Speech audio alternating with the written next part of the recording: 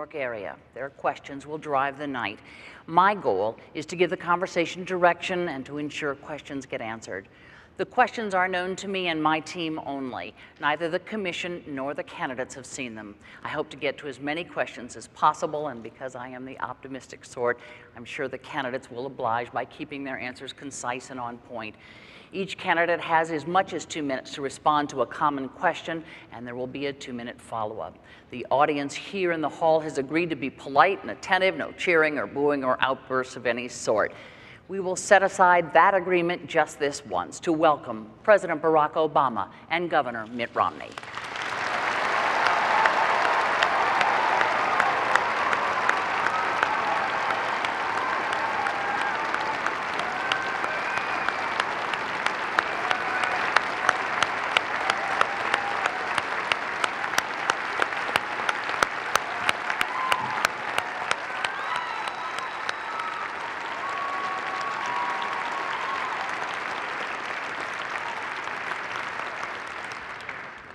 Gentlemen, thank you both for joining us here tonight. We have a lot of folks who have been waiting all day to talk to you, so I want to get right to it. Governor Romney, as you know, you won the coin toss, so the first question will go to you. And I want to turn to a first-time voter, Jeremy Epstein, who has a question for you.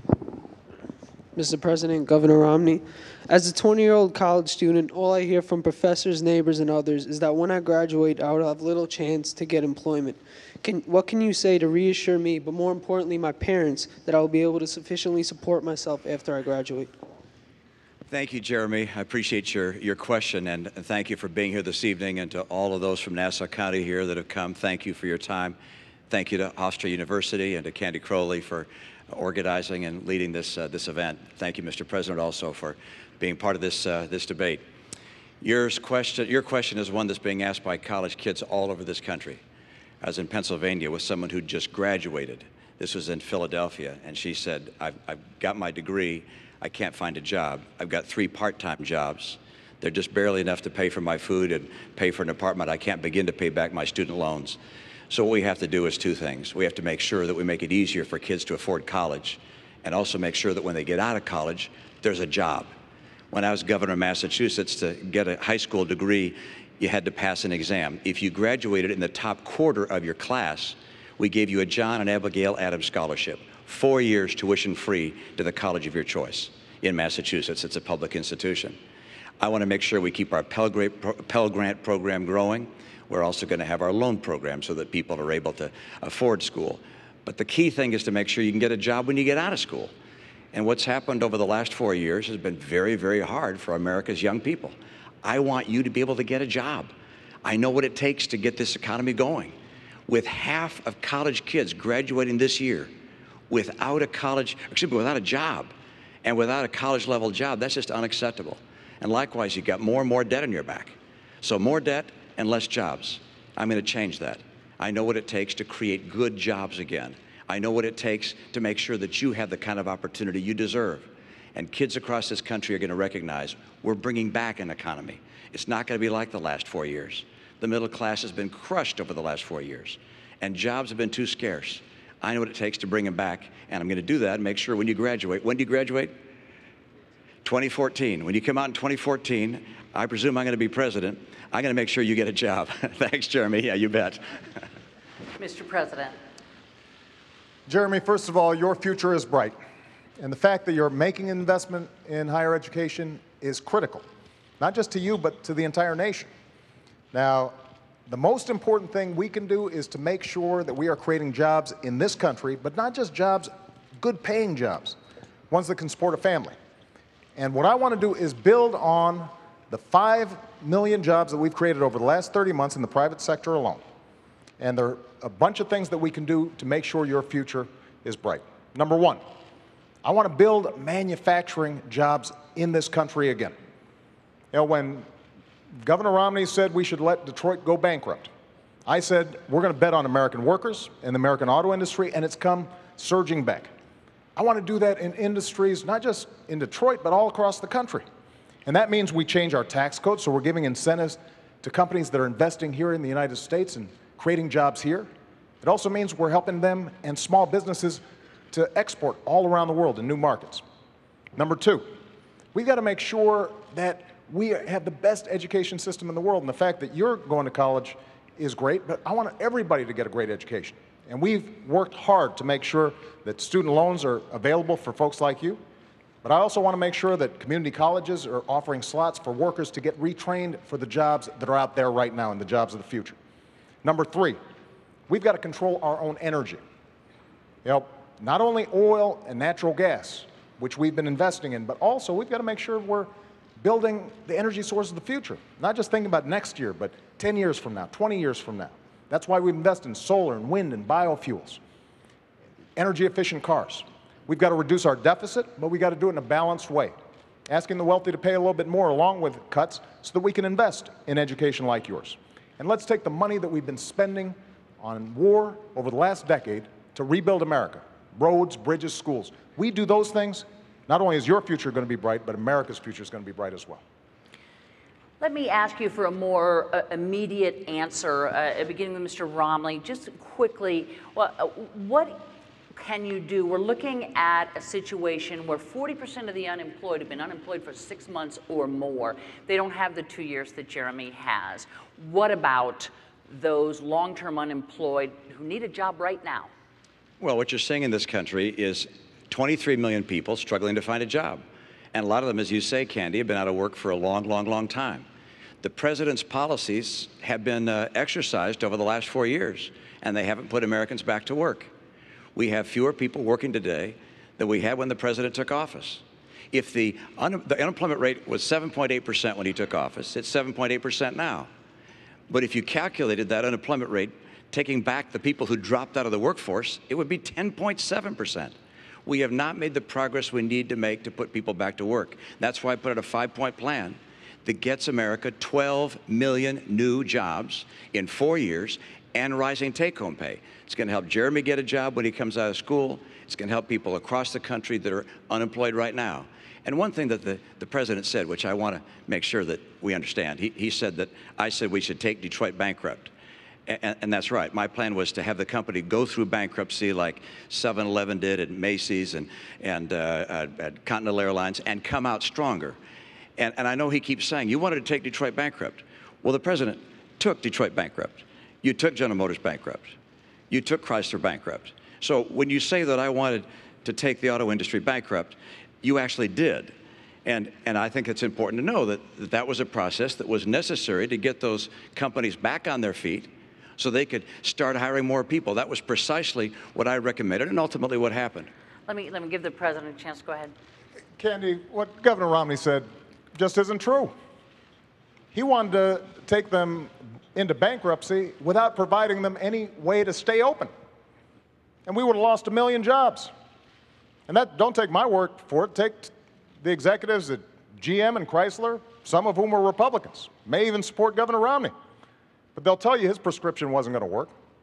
And Governor Romney says he's got a 5-point plan. Governor Romney doesn't have a 5-point plan, he has a 1-point plan. And that plan is to make sure that folks at the top play by a different set of rules. That's been his philosophy in the private sector, that's been his philosophy as governor, that's been his philosophy as a presidential candidate. You can make a lot of money and pay lower tax rates than somebody who makes a lot less. You can ship jobs overseas and get tax breaks for it. You can invest in a company, bankrupt it, lay off the workers, strip away their pensions, and you still make money. That's exactly the philosophy that we've seen in place for the last decade. That's what's been squeezing middle-class families. And we have fought back for 4 years to get out of that mess. The last thing we need to do is to go back to the very same policies that got us there. Mr. President, the next question is going to be for you here. And Mr. Romney, Governor Romney, there'll be plenty of chances here to go on, but I want to, we have all these folks. I will let you absolutely. That Detroit answer and the rest of the answer way off the mark. Okay, you certainly will have lots of time here coming up. Because I want to move you on to something that sort of connected to cars here and go over, and we want to get a question from Philip Turcola.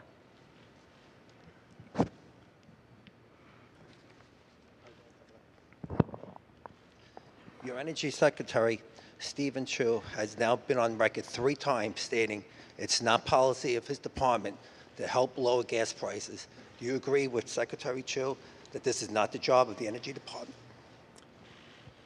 The most important thing we can do is to make sure we control our own energy. So here's what I've done since I've been president. We have increased oil production to the highest levels in 16 years. Natural gas production is the highest it's been in decades. We have seen increases in coal production and coal employment. But what I've also said is we can't just produce traditional sources of energy, we've also got to look to the future. That's why we doubled fuel efficiency standards on cars. That means that in the middle of the next decade, any car you buy, you're going to end up going twice as far on a gallon of gas. That's why we've doubled clean energy production like wind and solar and biofuels. And all these things have contributed to us lowering our oil imports to the lowest levels in 16 years. Now, I want to build on that. And that means, yes, we still continue to open up new areas for drilling. We continue to make it a priority for us to go after natural gas. We've got potentially 600,000 jobs and 100 years' worth of energy right beneath our feet with natural gas. And we can do it in an environmentally sound way. But we've also got to continue to figure out how we have efficient energy, because ultimately that's how we're going to reduce demand, and that's what's going to keep gas prices lower. Now, Governor Romney will say he's got an all-of-the-above plan, but basically his plan is to let the oil companies write the energy policies.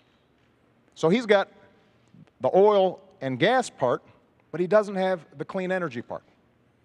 And if we are only thinking about tomorrow or the next day and not thinking about 10 years from now, we're not going to control our own economic future. Because China, Germany, they're making these investments. And I'm not going to cede those jobs of the future to those countries. I expect those new energy sources to be built right here in the United States. That's going to help Jeremy get a job. It's also going to make sure that you're not paying as much for gas. Governor, on the subject of gas prices. Well, let's look at the president's policies, all right, as opposed to the rhetoric, because we've had 4 years of policies being played out. And the president's right in terms of the additional oil production, but none of it came on federal land. As a matter of fact, oil production is down 14% this year on federal land, and gas production is down 9%.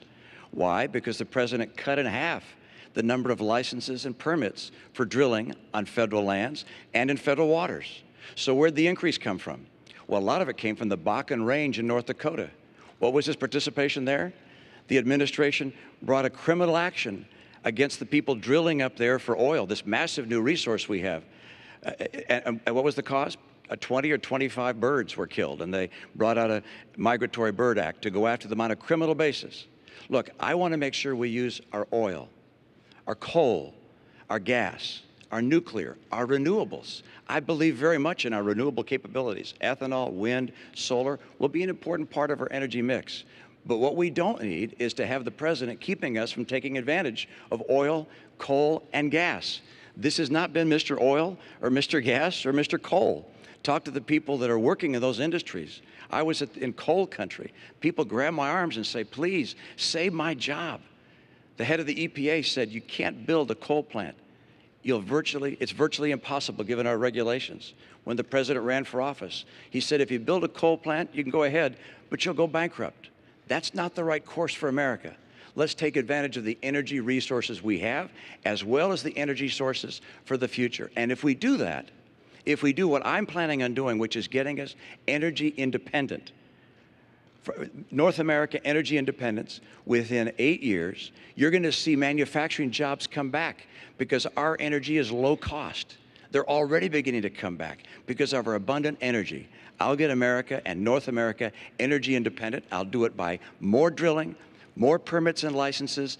We're going to bring that pipeline in from Canada. How in the world the president said no to that pipeline, I will never know. This is about bringing good jobs back for the middle class of America, and that's what I'm going to do. Mr. President, let me just see if I can move you to the gist of this question, which is, are we looking at the new normal? I can tell you that tomorrow morning, a lot of people in Hempstead will wake up and fill up, and they will find that the price of gas is over $4 a gallon.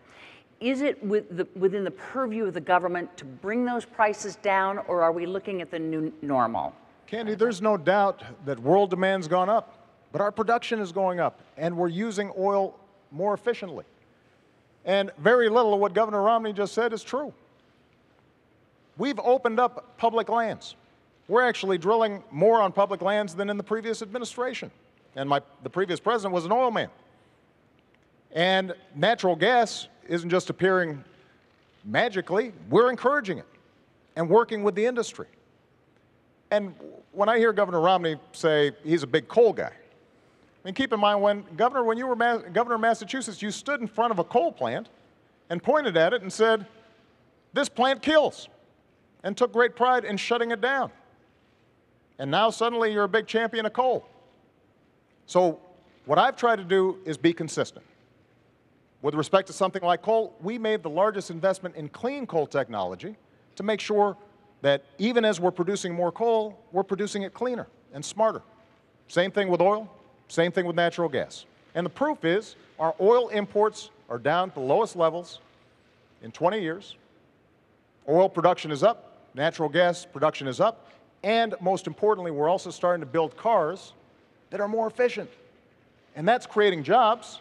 That means those cars can be exported because that's the demand around the world. And it also means that it'll save money in your pocketbook. That's the strategy you need on all of the above strategy, and that's what we're going to do in the next 4 years. But that's not what you've done in the last 4 years. That's the problem. Sure. In the last 4 years, you cut permits and licenses on federal land and federal waters in half. Not true, Governor Romney. So how much did you cut them by? Not true. By how much did you cut them by then? Governor, we have actually produced more oil. No. How much did you cut licenses and permits on federal land and federal waters? Governor Romney, here's what we did. There were a whole bunch of oil companies. No, I had a question, and the question was, how much did you cut them by? You want me to answer How much did you cut them by? I'm happy to answer the question. All right, and it is? Here's what happened. You had a whole bunch of oil companies who had leases on public lands that they weren't using. So what we said was, you can't just sit on this for 10, 20, 30 years, decide when you want to drill, when you want to produce, when it's most profitable for you. These are public lands. So if you want to drill on public lands, you use it or you lose it. Okay, now and so what we did was take away those leases, and we are now reletting them so that we can actually make a profit. And production on government lands is down. No, it isn't. Production on government land of oil is down 14%. And production on gas is down 9%. It's just not true. It's absolutely true.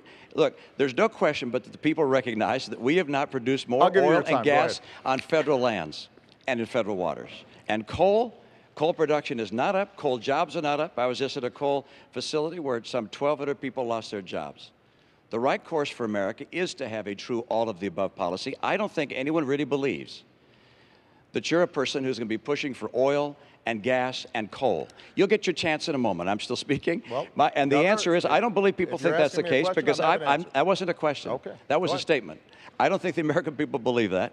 I will fight for oil, coal, and natural gas. And the proof of whether a strategy is working or not is what the price is that you're paying at the pump. If you're paying less than you paid a year or two ago, why then the strategy is working. But you're paying more. When the president took office, the price of gasoline here in Nassau County was about $1.86 a gallon. Now it's $4 a gallon. Price of electricity is up. If the president's energy policies are working, you're going to see the cost of energy come down. I will fight to create more energy in this country to get America energy secure. And part of that is bringing in a pipeline of oil from Canada, taking advantage of the oil and coal we have here, drilling offshore in Alaska, drilling offshore in Virginia where the people want it. Those things will get us the energy we need. Mr. President, could you address, because we did finally get to gas prices here, could you address what the governor said, which is if your energy policy was working, the price of gasoline would not be $4 a gallon well, here. Think about what the governor just said. He said, when I took office, the price of gasoline was $1.80, $1.86. Why is that? Because the economy was on the verge of collapse. Because we were about to go through the worst recession since the Great Depression, as a consequence of some of the same policies that Governor Romney is now promoting. So it's conceivable that Governor Romney could bring down gas prices, because with his policies, we might be back in that same mess. What I want to do is to create an economy that is strong and at the same time produce energy. And with respect to this pipeline that Governor Romney keeps on talking about, we've we've built enough pipeline to wrap around the entire Earth once.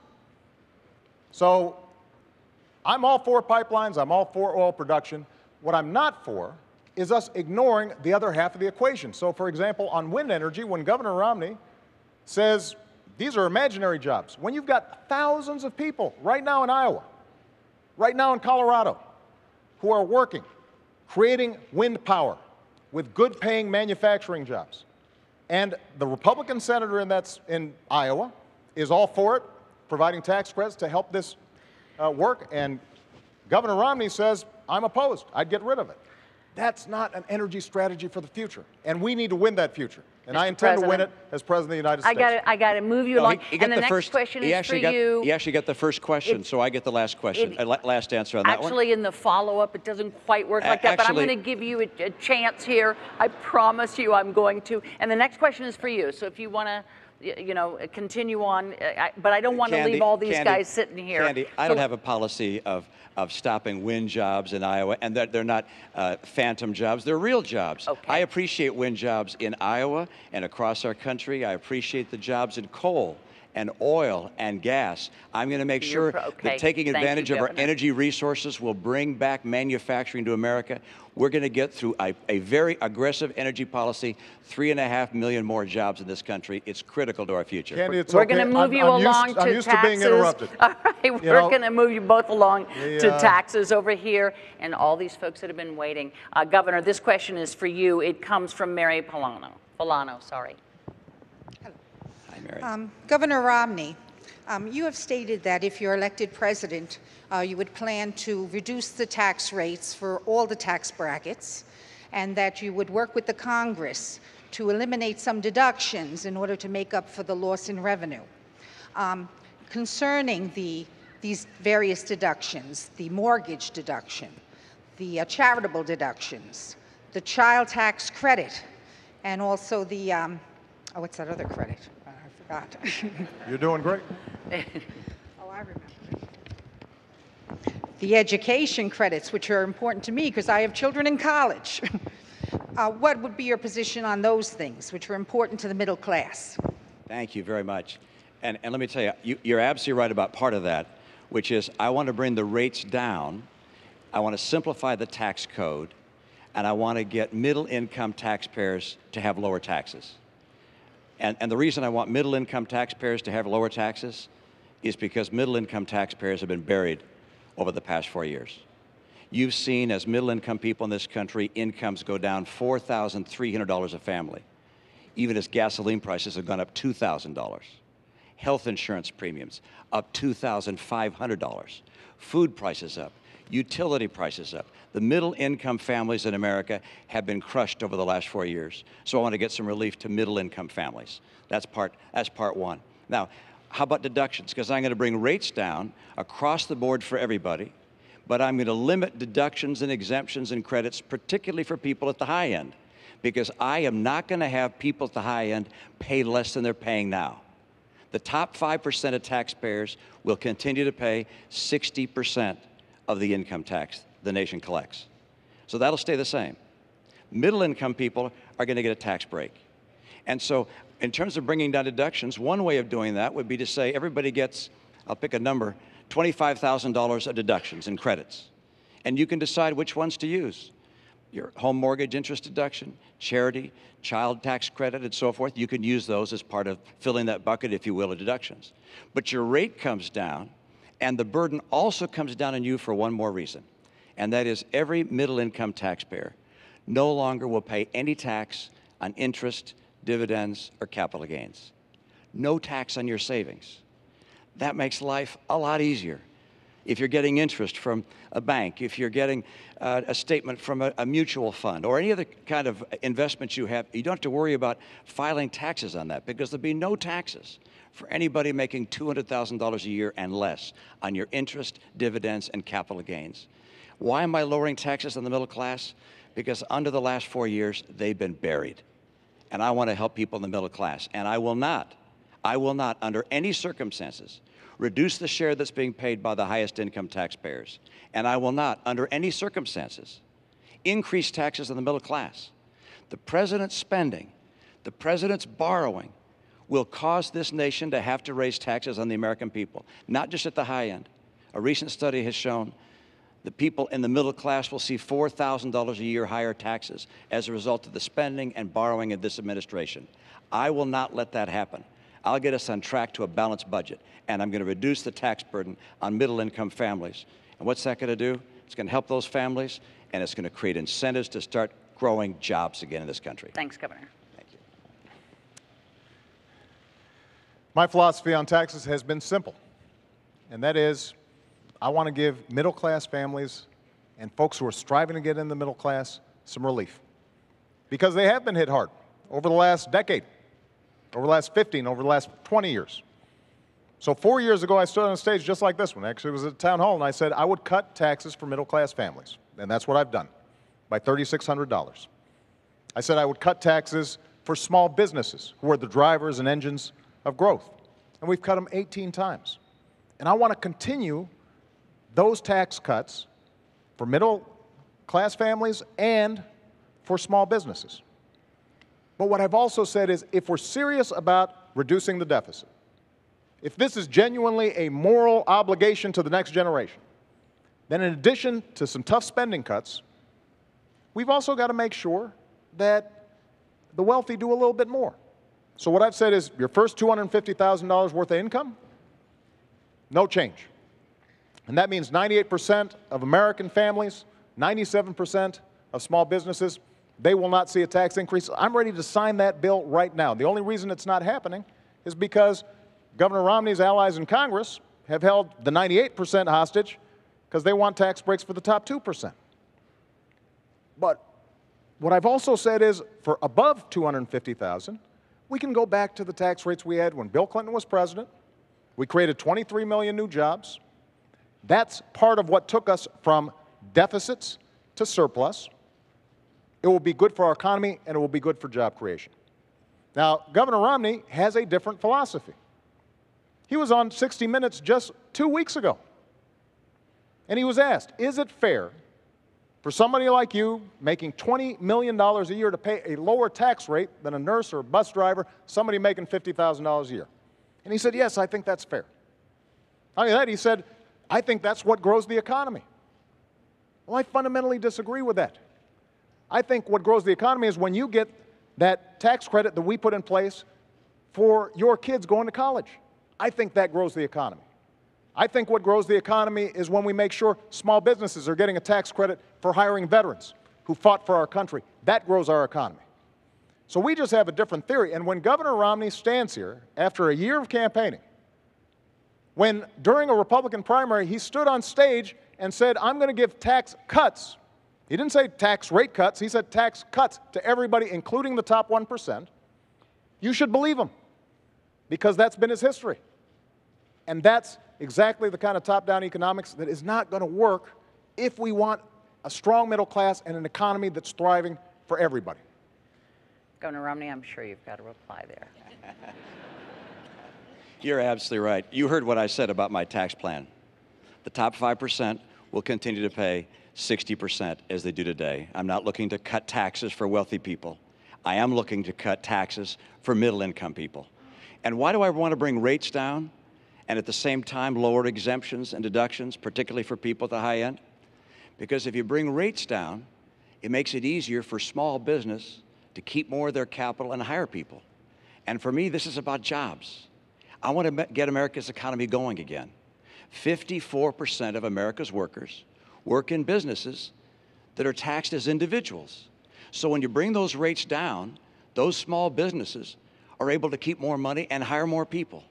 For me, I look at what's happened in the last 4 years and say, this has been a disappointment. We can do better than this. We don't have to settle for how many months? 43 months with unemployment above 8%. 23 million Americans struggling to find a good job right now.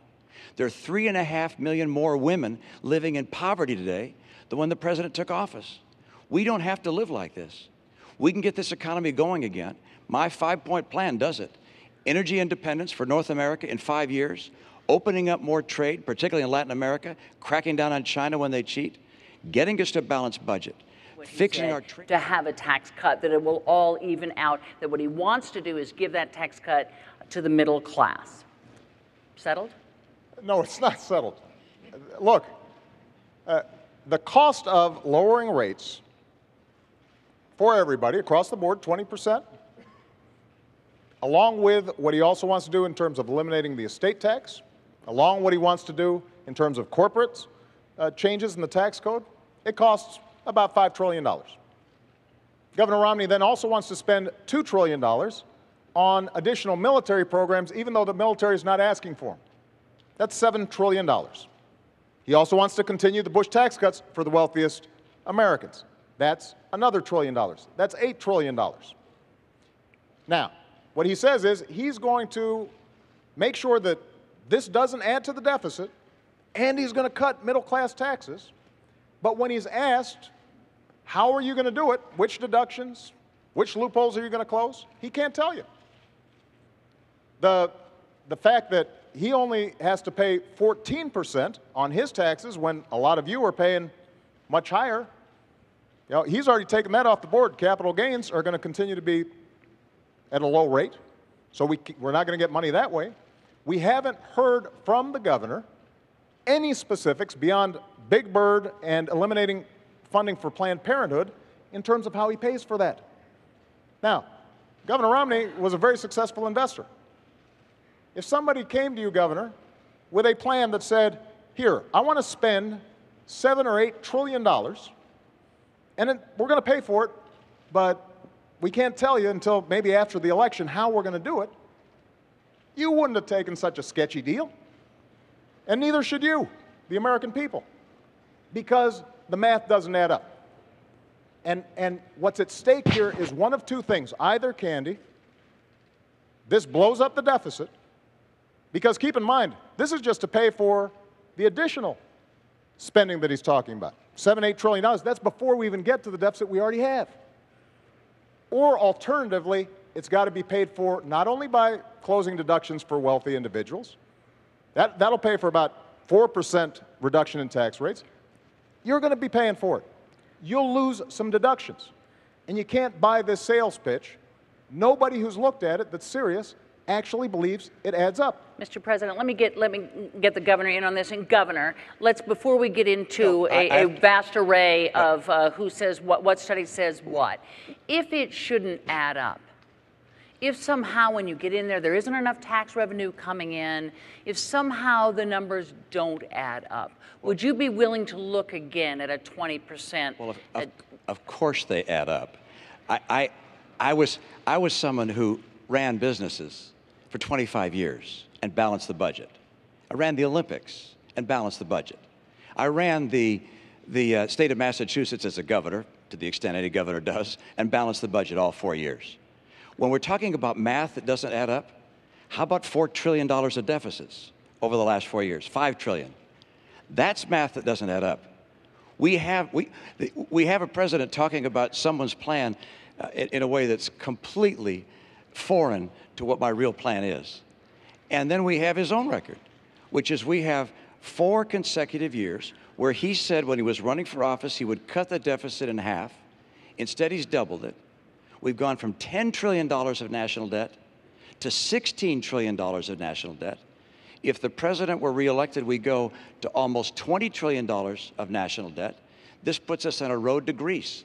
I know what it takes to balance budgets. I've done it my entire life. So for instance, when he says, yours is the $5 trillion cut, well, no, it's not, because I'm offsetting some of the reductions with holding down some of the deductions. And Governor, I need to have you both hang up. I understand the stakes here. I understand both of you, but I will get run out of town if I don't allow to you, Mr. President, I just described to you precisely how I do it with a single number that people can put, and they can put their deductions and credits into that bucket. Mr. President, we're keeping track, I promise you. And Mr. President, the next question is for you, so stay standing.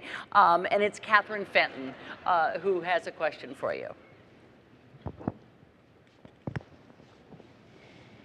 In what new ways do you intend to rectify the inequalities in the workplace, specifically regarding females making only 72% of what their male counterparts earn?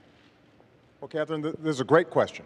And You know, I was raised by a single mom who had to put herself through school while looking after 2 kids. And she worked hard every day and made a lot of sacrifices to make sure we got everything we needed. My grandmother, she started off as a secretary in a bank.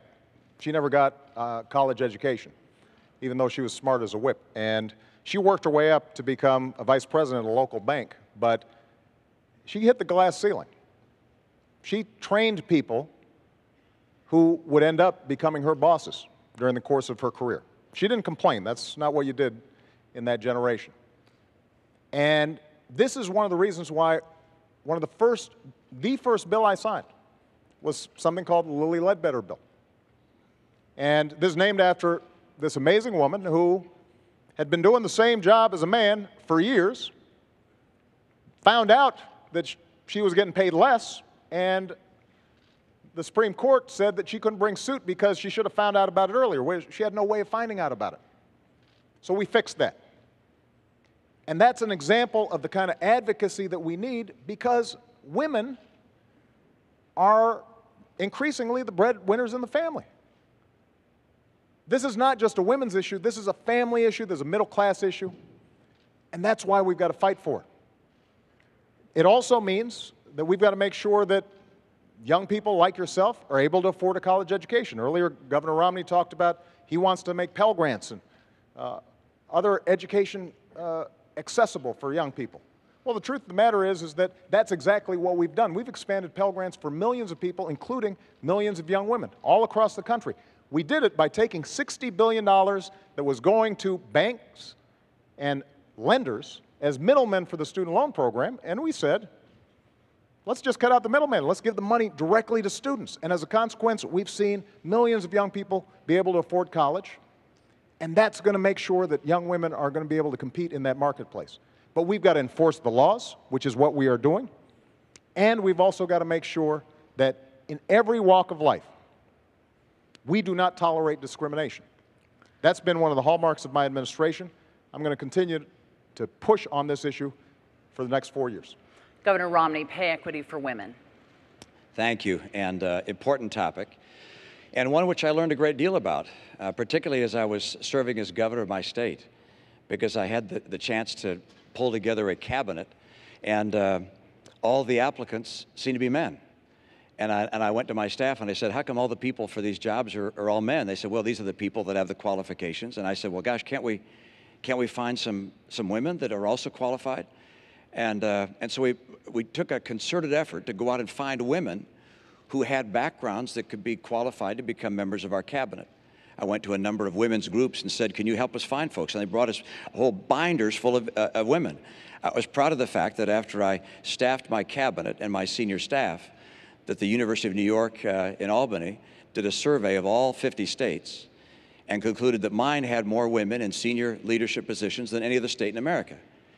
Now, one of the reasons I was able to get so many good women to be part of that team was because of our recruiting effort, but number two, because I recognized that if you're going to have women in the workforce, that sometimes they need to be more flexible. My chief of staff, for instance, had 2 kids that were still in school. She said, I can't be here until 7 or 8 o'clock at night. I need to be able to get home at 5 o'clock so I can be there for making dinner for my kids and being with them when they get home from school. So he said, fine, let's have a flexible schedule so you can have hours that work for you. We're going to have employers in the new economy, in the economy I'm going to bring to play, that are going to be so anxious to get good workers, they're going to be anxious to hire women. In the last 4 years, women have lost 580,000 jobs. That's the net of what's happened in the last 4 years. We're still down 580,000 jobs. I mentioned 3.5 million women more now in poverty than 4 years ago. What we can do to help young women and women of all ages is to have a strong economy, so strong that employers are looking to find good employees and bringing them into their workforce and adapting to a flexible work schedule that gives women the opportunities that they would otherwise not be able to afford. This is what I've done. It's what I look forward to doing, and I know what it takes to make an economy work. And I know what a working economy looks like. And an economy with 7.8% unemployment is not a real strong economy. An economy that has 23 million people looking for work is not a strong economy. An economy with 50% of kids graduating from college that can't find a job or a college-level job, that's not what we have to have. I'm going to help women in America get good work by getting a stronger economy and by supporting women in the workforce. Mr. President, why don't you get in on this quickly, please? Catherine, I just want to point out that when Governor Romney's campaign was asked about the Lilly Ledbetter bill, whether he supported it, he said, I'll get back to you. And that's not the kind of advocacy that women need in any economy. Now, there's some other issues that have a bearing on how women succeed in the workplace. For example, their health care. Now, a major difference in this campaign is that Governor Romney feels comfortable having politicians in Washington decide the health care choices that women are making. I think that's a mistake. In my health care bill, I said insurance companies need to provide contraceptive coverage to everybody who's insured, because this is not just a health issue, it's an economic issue for women. It makes a difference. This is money out of that family's pocket. Governor Romney not only opposed it, he suggested that, in fact, employers should be able to make the decision as to whether or not a woman gets contraception through her insurance coverage. That's not the kind of advocacy that women need. When Governor Romney says that we should eliminate funding for Planned Parenthood, there are millions of women all across the country who rely on Planned Parenthood for not just contraceptive care, they rely on it for mammograms, for cervical cancer screenings. That's a pocketbook issue for women and families all across the country. And it makes a difference in terms of how well and effectively women are able to work. When we talk about child care and the credits that we're providing, that makes a difference in terms of whether they can go out there and earn a living for their family. These are not just women's issues. These are family issues. These are economic issues. And one of the things that makes us grow as an economy is when everybody participates and women are getting the same fair deal as men are. And I've got two daughters, and I want to make sure that they have the same opportunities that anybody's sons have. And that's part of what I'm fighting for as President of the United States. I want to move us along here to Susan Katz, who has a question, and Governor, it's for you. Governor Romney, I am an undecided voter because I'm disappointed with the lack of progress I've seen in the last 4 years. However, I do attribute much of America's economic and international problems to the failings and missteps of the Bush administration. Since both you and President Bush are Republicans, I fear a return to the policies of those years should you win this election. What is the biggest difference between you and George W. Bush, and how do you differentiate yourself from George W. Bush? Great. Thank you, and I appreciate that question. I just want to make sure that, I think I was supposed to get that last answer, but I want to point out that I don't believe... I don't think so, Candy. I don't believe... I want to make sure our timekeepers are okay. working The here. The timekeepers are all working, and let me tell you that the last part, it's for the two of you to talk to one another, and it isn't quite as ordered as you think. But go ahead and use this 2 minutes any way you'd like to. The question is on the floor. I just note that I don't believe that bureaucrats in Washington should tell someone whether they can use contraceptives or not. And I don't believe employers should tell someone whether they could have contraceptive care or not. Every woman in America should have access to contraceptives. And the President's statement of my policy is completely and totally wrong. Governor, let me come back and answer your question. President Bush and I are different people, and these are different times. And that's why my 5-point plan is so different than what he would have done. I mean, for instance, we can now, by virtue of new technology, actually get all the energy we need in North America without having to go to the Arabs or the Venezuelans or anyone else. That wasn't true in his time. That's why my policy starts with a very robust policy to get all that energy in North America and become energy secure. Number two, trade. I'll crack down on China. President Bush didn't. I'm also going to dramatically expand trade in Latin America. It's been growing about 12% per year over a long period of time. I want to add more free trade agreements so we have more trade. Number three, I'm going to get us to a balanced budget. President Bush didn't. President Obama was right. He said that that was outrageous to have deficits as high as $500 billion under the Bush years. He was right. But then he put in place deficits twice that size for every one of his 4 years. And his forecast for the next 4 years is more deficits, almost that large. So that's the next area I'm different than President Bush. And then let's take the last one, championing small business. Our party has been focused on big business too long.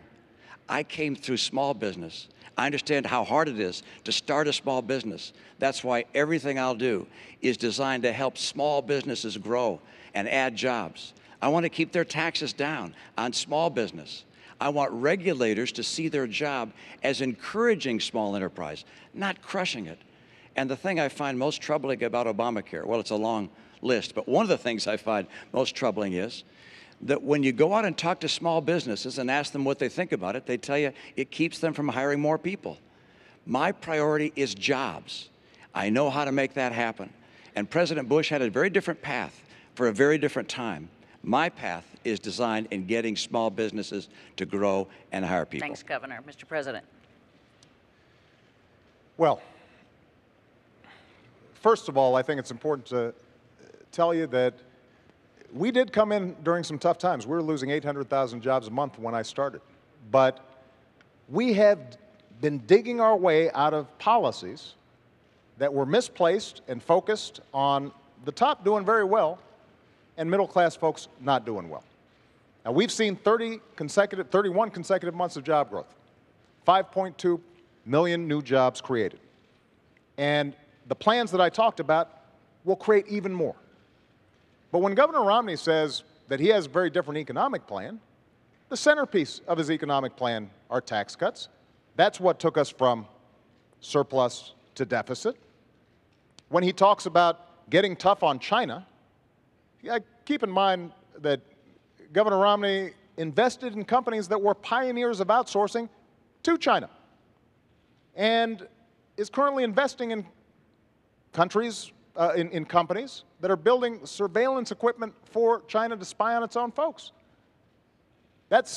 Governor, you're the last person who's going to get tough on China.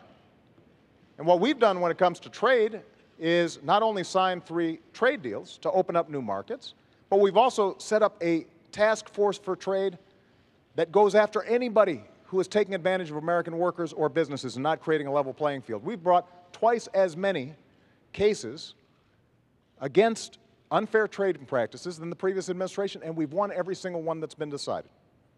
When I said that we had to make sure that China was not flooding our domestic market with cheap tires, Governor Romney said I was being protectionist, that it wouldn't be helpful to American workers.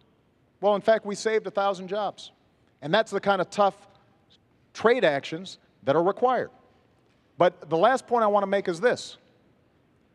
There are some things where Governor Romney is different from George Bush. George Bush didn't propose turning Medicare into a voucher. George Bush embraced comprehensive immigration reform. He didn't call for self-deportation. George Bush never suggested that we eliminate funding for Planned Parenthood. So there are differences between Governor Romney and George Bush, but they're not on economic policy. In some ways, he's gone to a more extreme place when it comes to social policy. And I think that's a mistake. That's not how we're going to move our economy forward. I want to move you both along to the next question because it's in the same wheelhouse, so you will be able to respond. But the president does get this question. I want to call on Michael Jones.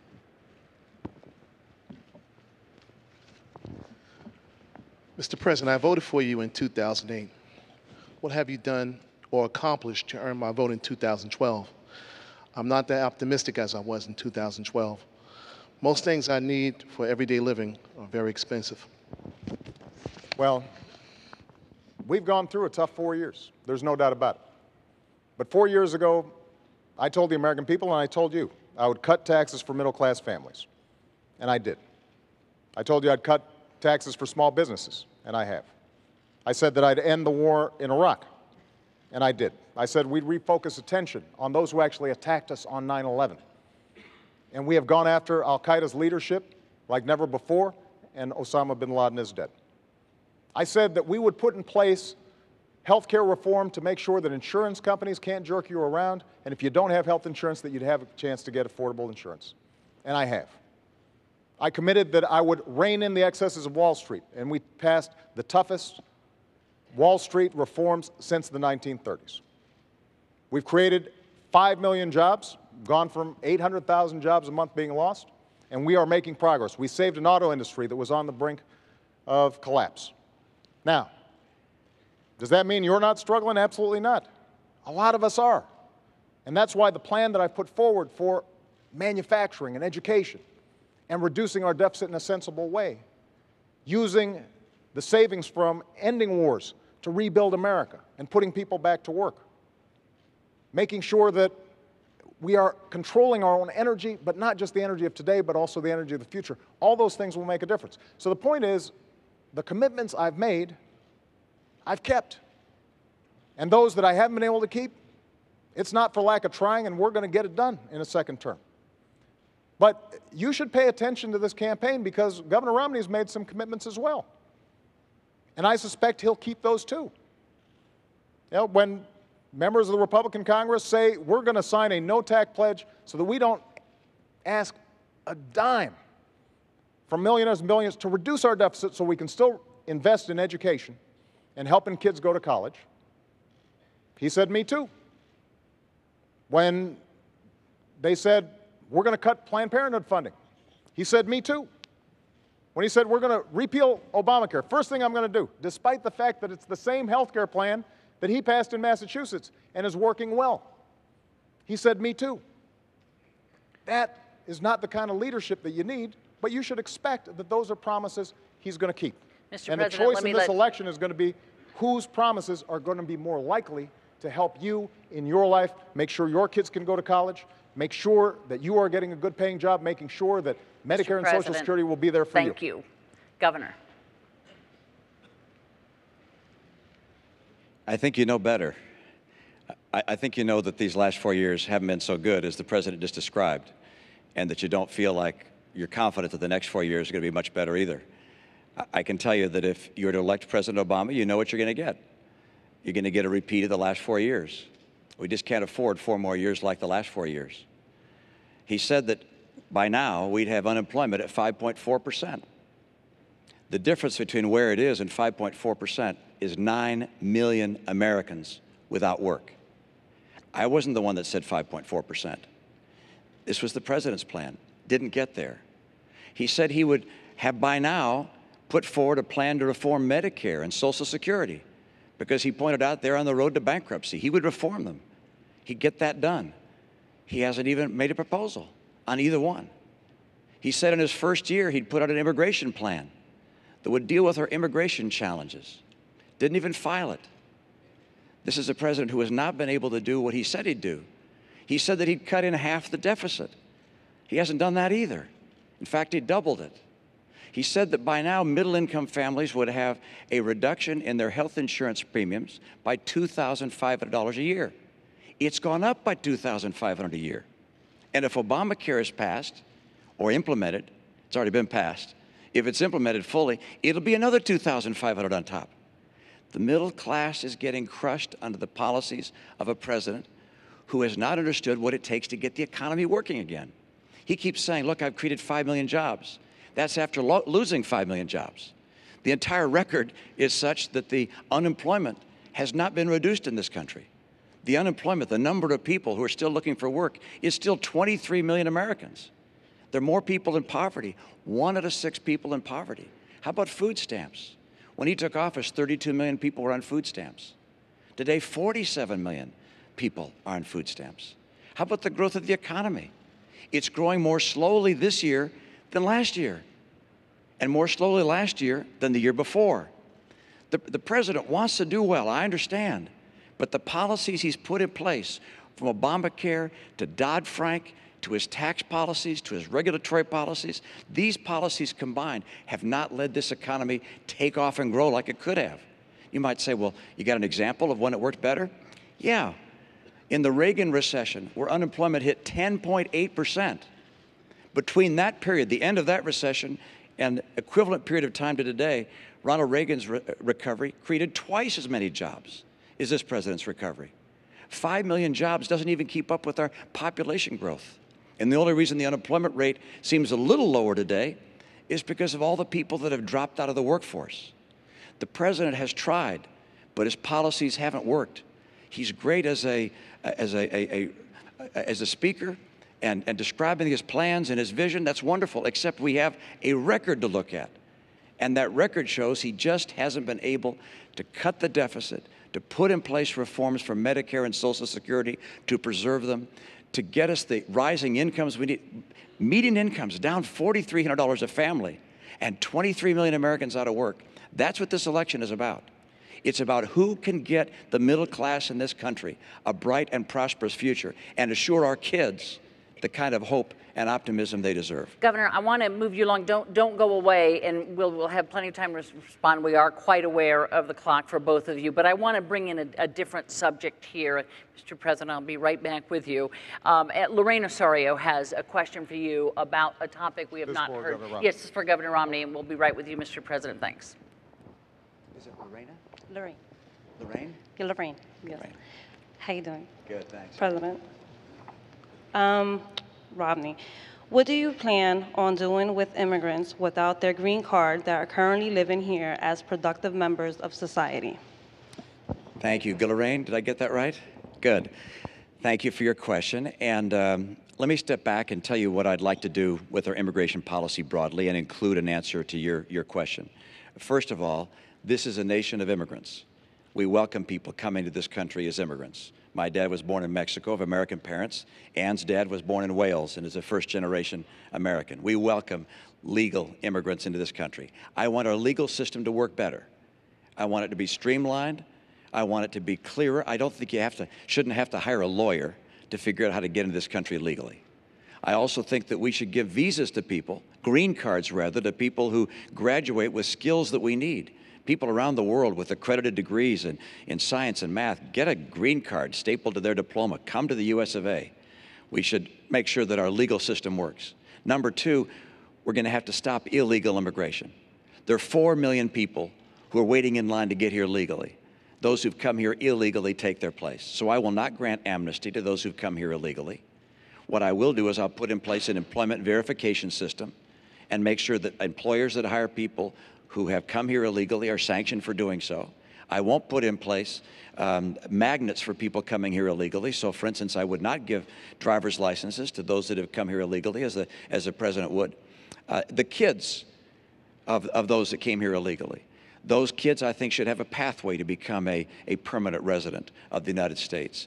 And military service, for instance, is one way they would have that kind of pathway to become a permanent resident. Now, when the president ran for office, he said that he'd put in place in his first year a piece of legislation. He'd file a bill in his first year that would reform our immigration system, protect legal immigration, stop illegal immigration. He didn't do it. He had a Democrat House and Democrat Senate, supermajority in both houses. Why did he fail to even promote legislation that would have provided an answer for those that want to come here legally and for those that are here illegally today? That's a question I think the president will have a chance to answer right now. Good. I look forward to it. Was Lorena? Lorraine. We are a nation of immigrants. I mean, we're just a few miles away from Ellis Island. We all understand what this country has become because talent from all around the world wants to come here. People who are willing to take risks. People who want to build on their dreams and make sure their kids have even bigger dreams than they have. But we're also a nation of laws. So what I've said is we need to fix a broken immigration system, and I've done everything that I can on my own and sought cooperation from Congress to make sure that we fix this system. First thing we did was to streamline the legal immigration system, to reduce the backlog, make it easier, simpler, and cheaper for people who are waiting in line, obeying the law to make sure that they can come here and contribute to our country. And that's good for our economic growth. They'll start new businesses. They'll make things happen that create jobs here in the United States. Number two, we do have to deal with our border. So we put more Border Patrol on than any time in history, and the flow of undocumented workers across the border is actually lower than it's been in 40 years. What I've also said is, if we're going to go after folks who are here illegally, we should do it smartly and go after folks who are criminals, gangbangers, people who are hurting the community. Not after students, not after folks who are here just because they're trying to figure out how to feed their families. And that's what we've done. And what I've also said is, for young people who come here, brought here oftentimes by their parents, have gone to school here, pledged allegiance to the flag, think of this as their country, understand themselves as Americans in every way except having papers, then we should make sure that we give them a pathway to citizenship. And that's what I've done administratively. Now, Governor Romney just said that he wants to help those young people too, but during the Republican primary, he said, I will veto the DREAM Act that would allow these young people to have access. His main strategy during the Republican primary was to say, we're going to encourage self-deportation, making life so miserable on folks that they'll leave. He called the Arizona law a model for the nation. Part of the Arizona law said that law enforcement officers could stop folks because they suspected maybe they looked like they might be undocumented workers and check their papers. And you know what? If my daughter or yours looks to somebody like they're not a citizen, I don't want to empower somebody like that. So we can fix this system in a comprehensive way. And when Governor Romney says the challenge is, well, Obama didn't try, that's not true. I sat down with Democrats and Republicans at the beginning of my term, and I said, let's fix this system, including senators previously who had supported it on the Republican side.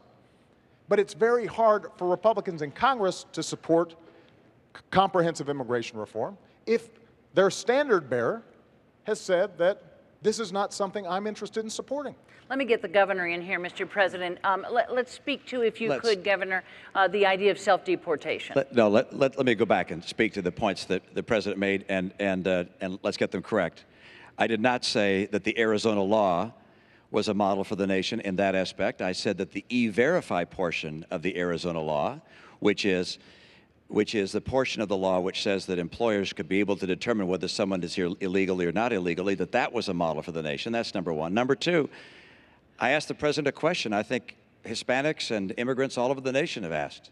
He was asked this on Univision the other day. Why, when you said you'd file legislation in your first year, didn't you do it? And he didn't answer. He doesn't answer that question. He said the standard bearer wasn't for it.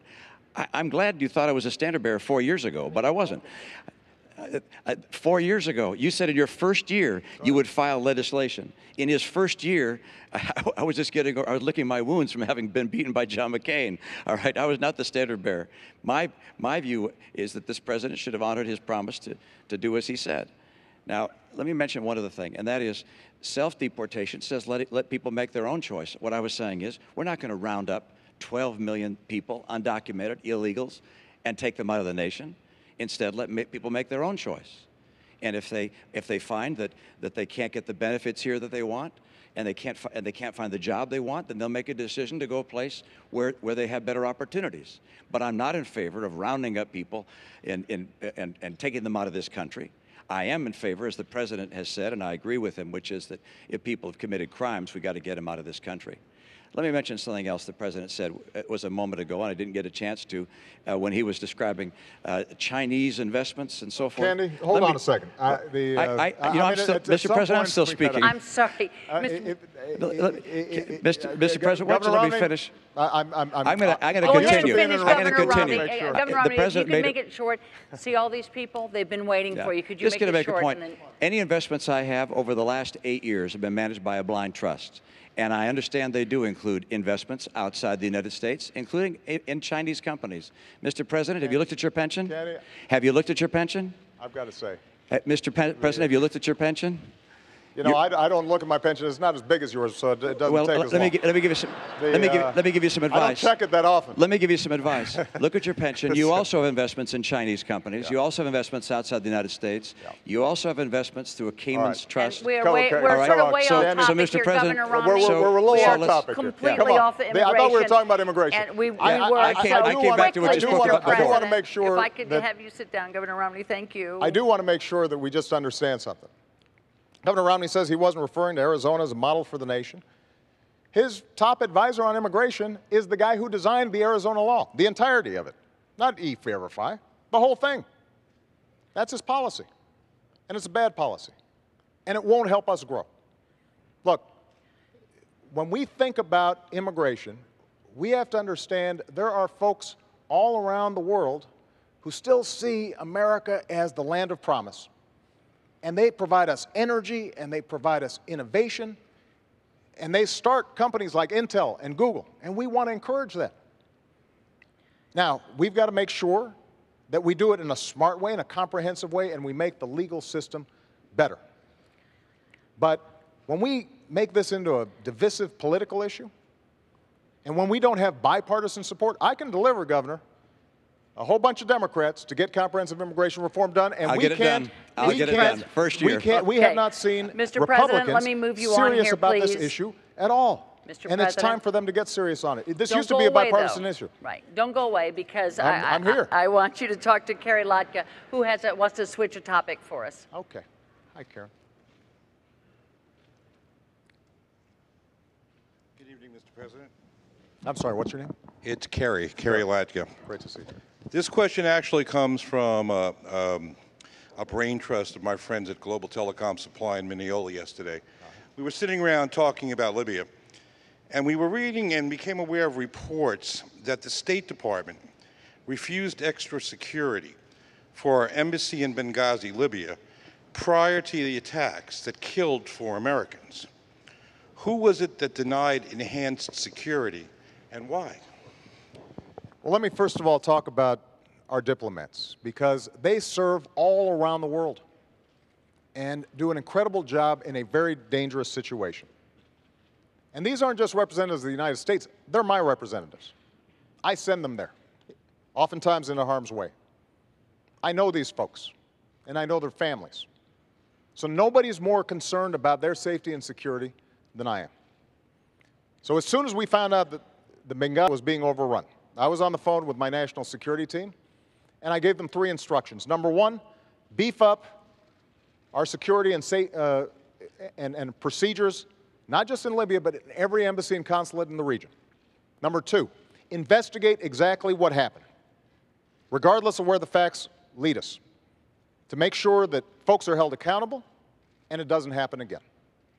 And number 3, we are going to find out who did this, and we're going to hunt them down. Because one of the things that I've said throughout my presidency is, when folks mess with Americans, we go after them. Now, Governor Romney had a very different response. While we were still dealing with our diplomats being threatened, Governor Romney put out a press release trying to make political points. And that's not how a commander-in-chief operates. You don't turn national security into a political issue. Certainly not right when it's happening. And not everybody agrees with some of the decisions I've made. But when it comes to our national security, I mean what I say. I said I'd end the war in Libya, in Iraq, and I did. I said that we'd go after al-Qaeda and bin Laden. We have. I said we'd transition out of Afghanistan and start making sure that Afghans are responsible for their own security. That's what I'm doing. And when it comes to this issue, when I say that we are going to find out exactly what happened, everybody will be held accountable, and I am ultimately responsible for what's taking place there, because these are my folks, and I'm the one who has to greet those coffins when they come home. You know that I mean what I say. Mr. President, I've got to move us along. Governor? Thank you, Carrie, for your question. It's an important one. And I think the President just said correctly that the buck does stop at his desk, and he takes responsibility for that the failure in providing those security resources, and those terrible things may well happen from time to time. I feel very deeply sympathetic for the families of those who lost loved ones. And today there's a memorial service for one of those that was lost in this tragedy. We think of their families and care for them deeply. There were other issues associated with this tragedy. There were many days that passed before we knew whether this was a spontaneous demonstration or actually whether it was a terrorist attack. And there was no demonstration involved. It was a terrorist attack. And it took a long time for that to be told to the American people. Whether there was some misleading or instead whether we just didn't know what happened, I think you have to ask yourself, why didn't we know 5 days later when the ambassador to the United Nations went on TV to say that this was a demonstration? How could we have not known? But I find more troubling than this, that on the day following the assassination of a United States ambassador, the first time that's happened since 1979, when we have 4 Americans killed there, when apparently we didn't know what happened, that the president, the day after that happened, flies to Las Vegas for a political fundraiser, then the next day to Colorado for another event, another political event. I think these actions taken by a president and a leader have symbolic significance, and perhaps even a material significance, in that you'd hope that during that time we could call in the people who were actually eyewitnesses. We've read their accounts now about what happened. It was very clear this was not a demonstration. This was an attack by terrorists. And this calls into question the president's whole policy in the Middle East. Look what's happening in Syria, in Egypt, now in Libya. Consider the distance between ourselves and Israel. The president said that he was going to put daylight between us and Israel. We have Iran 4 years closer to a nuclear bomb. Syria is not just the tragedy of 30,000 civilians being killed by a military, but also a strategically significant player for America. The president's policies throughout the Middle East began with an apology tour and pursue a strategy of leading from behind. And this strategy is unraveling before our very eyes.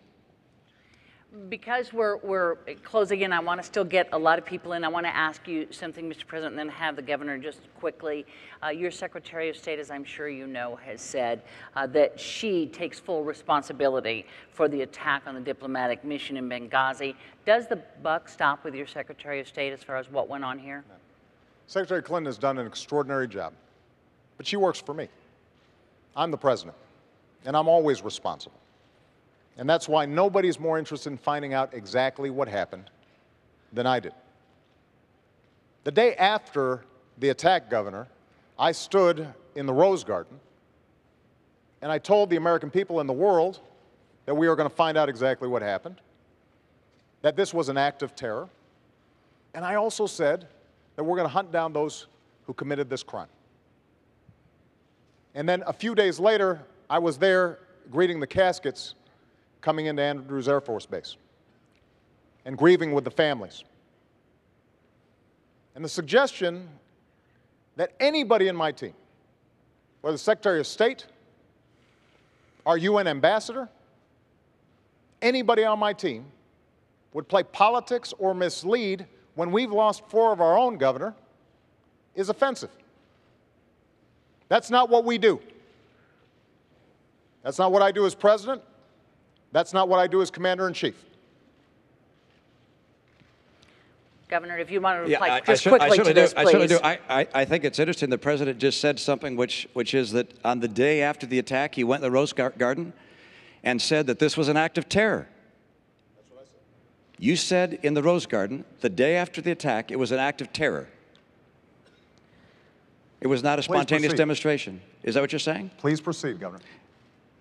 I want to make sure we get that for the record, because it took the president 14 days before he called the attack in Benghazi an act of terror. Get the transcript. He did, in fact, sir. So let me call it an act of terror. Can you say that a little louder, Candy?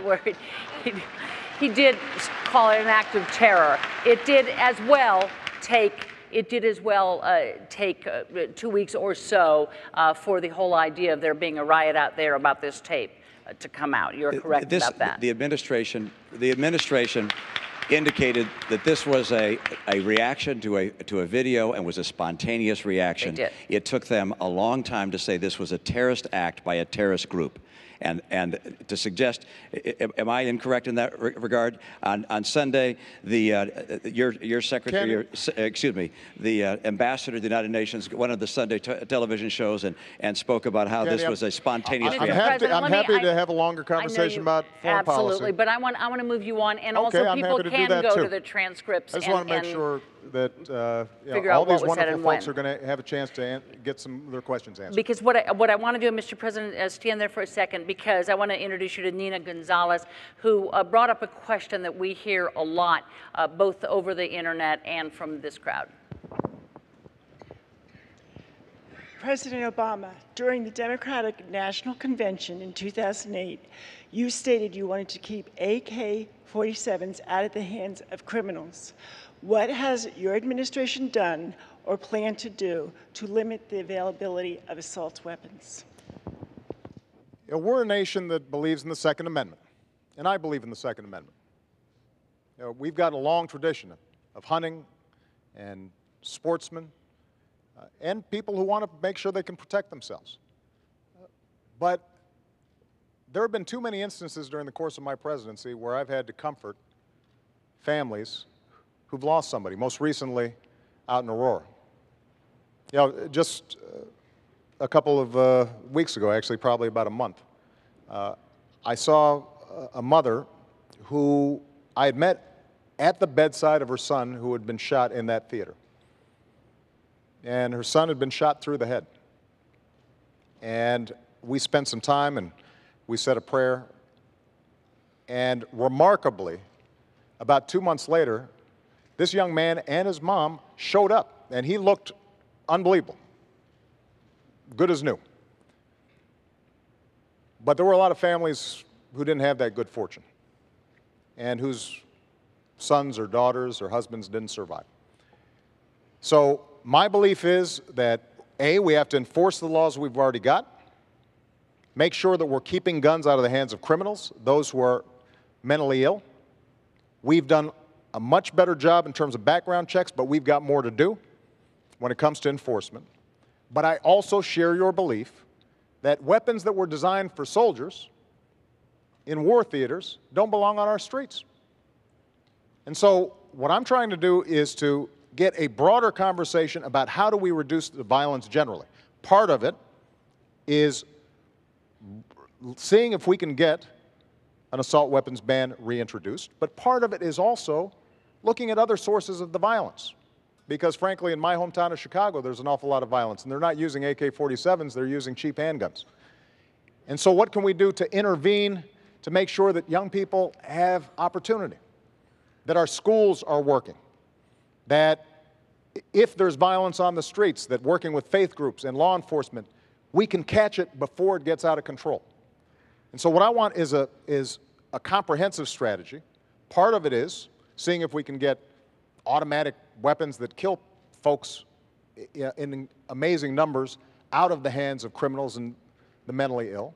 But part of it is also going deeper and seeing if we can get into these communities and making sure we catch violent impulses before they occur. Governor Romney, the question is about assault weapons, AK-47s. Yeah, I'm not in favor of new pieces of legislation on guns and taking guns away or making certain guns illegal. We, of course, don't want to have automatic weapons, and that's already illegal in this country to have automatic weapons. What I believe is we have to do, as the President mentioned towards the end of his remarks there, which is to make enormous efforts to enforce the gun laws that we have and to change the culture of violence we have. And you ask, how are we going to do that? And there are a number of things. He mentioned good schools. I totally agree. We were able to drive our schools to be #1 in the nation in my state. And I believe if we do a better job in education, we'll give people the hope and opportunity they deserve and perhaps less violence from that. But let me mention another thing, and that is parents. We need moms and dads helping raise kids. Wherever possible, the benefit of having 2 parents in the home, and that's not always possible. A lot of great single moms, single dads. But gosh, to tell our kids that before they have babies, they ought to think about getting married to someone, that's a great idea. Because if there's a 2-parent family, the prospect of living in poverty goes down dramatically. the opportunities that the child will be able to achieve increase dramatically. So we can make changes in the way our culture works to help bring people away from violence and give them opportunity and bring them in the American system. The greatest failure we've had with regards to gun violence in some respects is what is known as Fast and Furious, which was a program under this administration, and how it worked exactly, I think we don't know precisely, but where thousands of automatic and AK-47 type weapons were given to people that ultimately gave them to drug lords. They used those weapons against their own citizens and killed Americans with them. And this was a program of the government. For what purpose it was put in place, I can't imagine. But it's one of the great tragedies related to violence in our society, which has occurred during this administration, which I think the American people would like to understand fully.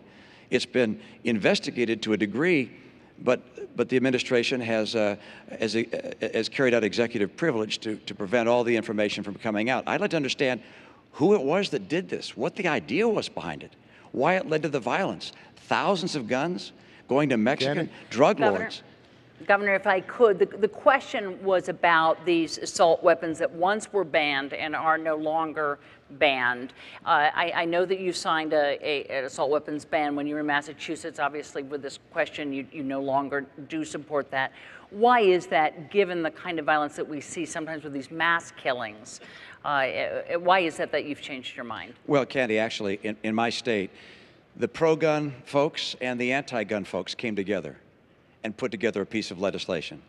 And it's referred to as an assault weapon ban, but it had, at the signing of the bill, both the pro-gun and the anti-gun people came together because it provided opportunities for both that both wanted.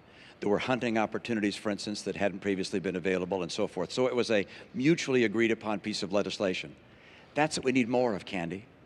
What we have right now in Washington is a place that's gridlocked. So if you could get people to agree to it, you'd be for it. We haven't had the leadership in Washington to work on a bipartisan basis. I was able to do that in my state and bring these two together. Quickly, Mr. President. First of all, I think Governor Romney was for an assault weapons ban before he was against it. And he said that the reason he changed his mind was in part because he was seeking the endorsement of the National Rifle Association. So that's on the record. But I think that one area we agree on is the importance of parents and the importance of schools. Because I do believe that if our young people have opportunity, then they're less likely to engage in these kinds of violent acts. We're not going to eliminate everybody who is mentally disturbed, and we've got to make sure that they don't get weapons, but we can make a difference in terms of ensuring that every young person in America, regardless of where they come from, what they look like, have a chance to succeed. And Candy, we haven't had a chance to talk about education much, but I think it is very important to understand that the reforms we've put in place, working with 46 governors around the country, are seeing schools that are some of the ones that are the toughest for kids starting to succeed. We're starting to see gains in math and science. When it comes to community colleges, we are setting up programs, including with Nassau Community College, to retrain workers, including young people who may have dropped out of school but now are getting another chance, training them for the jobs that exist right now. And in fact, employers are looking for skilled workers. And so we're matching them up, giving them access to higher education. As I said, we have made sure that millions of young people are able to get an education that they weren't able to get before. Now, Mr. President, I have to move you along here. You said you wanted to hear these questions, and we need to do it here. Just one second, because this is important. This is part of the choice in this election. And when Governor Romney was asked whether hiring more teachers was important to growing our economy, Governor Romney said that doesn't grow our economy. The question, of course, Mr. President, was guns here, so I need to move us along. Understand. You know, the question was guns, so let me But this will make a difference in terms of whether or not we can move this economy forward for these young people. I understand. And reduce our violence. Okay, thank you so much. I want to ask Carol Goldberg to stand up because she gets to a question that both these men have been passionate about. It's for Governor Romney. The outsourcing of American jobs overseas has taken a toll on our economy. What plans do you have to put back and keep jobs here in the United States? Boy, great question, an important question, because you're absolutely right. And the place where we've seen manufacturing go has been China. China is now the largest manufacturer in the world. It used to be the United States of America. A lot of good people have lost jobs. 500,000 manufacturing jobs have been lost in the last 4 years. That's total over the last 4 years. One of the reasons for that is that people think it's more attractive in some cases to go offshore than to stay here. We have made it less attractive for enterprises to stay here than to go offshore from time to time. What I will do as president is make sure it's more attractive to come to America again. This is the way we're going to create jobs in this country. It's not by trickle-down government, saying we're going to take more money from people and hire more government workers, raise more taxes, put in place more regulations. Trickle-down government has never worked here, has never worked anywhere.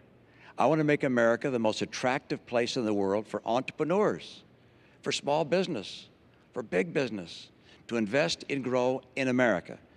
Now, we're going to have to make sure that as we trade with other nations, that they play by the rules, and China hasn't. One of the reasons, or one of the ways they don't play by the rules, is artificially holding down the value of their currency. Because if they put their currency down low, that means their prices on their goods are low. And that makes them advantageous in the marketplace. We lose sales, and manufacturers here in the U.S. making the same products can't compete. China has been a currency manipulator for years and years and years. And the president has a regular opportunity to label them as a currency manipulator, but refuses to do so. On day one, I will label China a currency manipulator, which will allow me as president to be able to put in place, if necessary, tariffs where I believe that they are taking unfair advantage of our manufacturers. So we're going to make sure that people we trade with around the world play by the rules.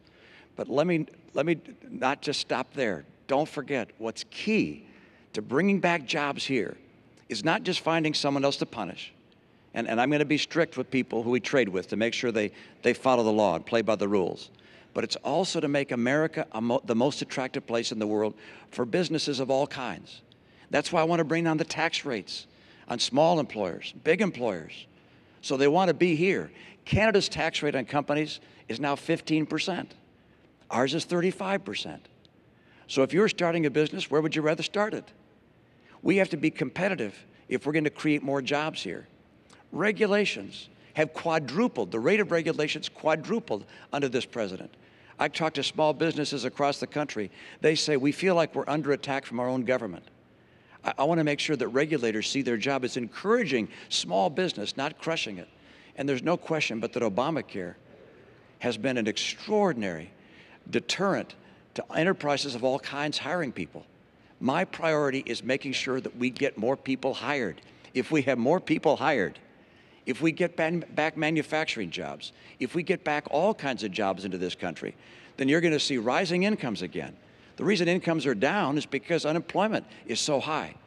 I know what it takes to get this to happen, and my plan will do that, and one part of it is to make sure that we keep China playing by the rules. Mr. President, 2 minutes here because we are then going to go to our last question. Okay. We need to create jobs here. And both Governor Romney and I agree, actually, that we should lower our corporate tax rate. It's too high. But there's a difference in terms of how we would do it. I want to close loopholes that allow companies to deduct expenses when they move to China, that allow them to profit offshore and not have to get taxed, so they have tax advantages offshore. All those changes in our tax code would make a difference. Now, Governor Romney actually wants to expand those tax breaks. One of his big ideas when it comes to corporate tax reform would be to say, if you invest overseas, you make profits overseas, you don't have to pay U.S. taxes. But of course, if you're a small business or a mom and pop business or a big business starting up here, you've got to pay even the reduced rate that Governor Romney's talking about. And it's estimated that that will create 800,000 new jobs.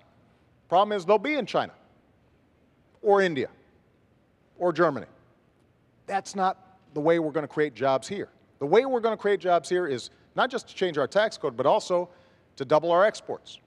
And we are on pace to double our exports. One of the commitments I made when I was president, that's creating tens of thousands of jobs all across the country.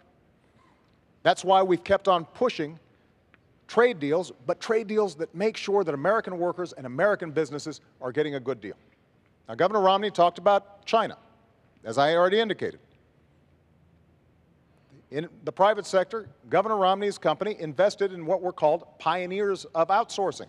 That's not my phrase. That's what reporters called it.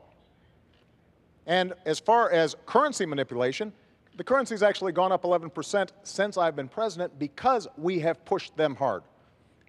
And we've put unprecedented trade pressure on China. That's why exports have significantly increased under my presidency.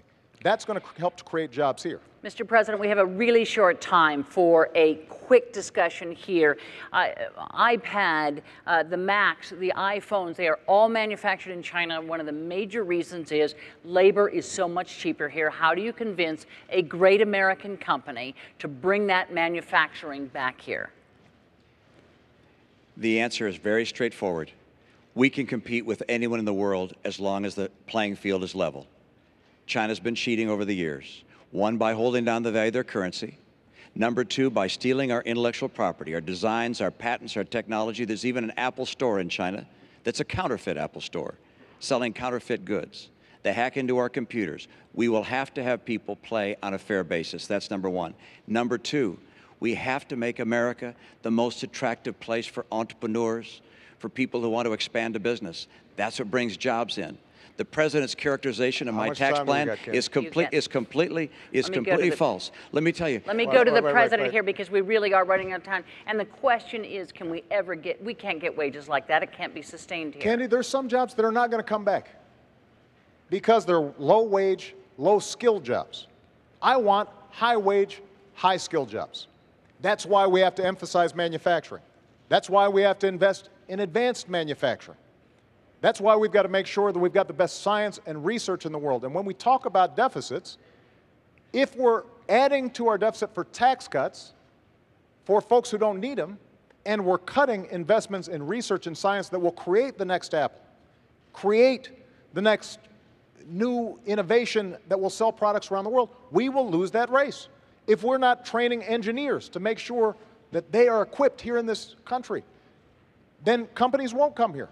Those investments are what's going to help to make sure that we continue to lead this world economy, not just next year, but 10 years from now, 50 years from now, 100 years from now. Thanks, Mr. President. Government does not Romney, create jobs. Government does not Governor create Romney, jobs. I want to introduce you to Barry Green because he's going to have the last question to you first. Barry? Oh, there's Barry. Hi, Barry. Hi, Governor. I think this is a tough question. Each of you, what do you believe is the biggest misperception that the American people have about you as a man and a candidate? Using specific examples, can you take this opportunity to debunk that misperception and set us straight? Thank you. And that's an opportunity for me, and I appreciate it. In the nature of a campaign, it seems that some campaigns are focused on attacking a person rather than prescribing their own future and the things they'd like to do. In the course of that, I think the president's campaign has tried to characterize me as someone who's very different than who I am. I care about 100% of the American people. I want 100% of the American people to have a bright and prosperous future. Care about our kids. I understand what it takes to make a bright and prosperous future for America again. I spent my life in the private sector, not in government. I'm a guy who wants to help with the experience I have, the American people. My passion probably flows from the fact that I believe in God, and I believe we're all children of the same God.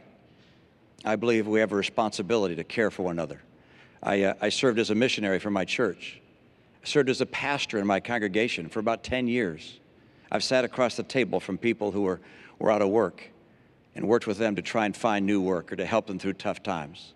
I went to the Olympics when they were in trouble to try and get them on track. And as governor of my state, I was able to get 100% of my people insured, all my kids, about 98% of the adults. Was able also to get our schools ranked #1 in the nation, so 100% of our kids would have a bright opportunity for a future. I understand that I can get this country on track again. We don't have to settle for what we're going through. We don't have to settle for gasoline at $4. We don't have to settle for unemployment at a chronically high level. We don't have to settle for 47 million people on food stamps.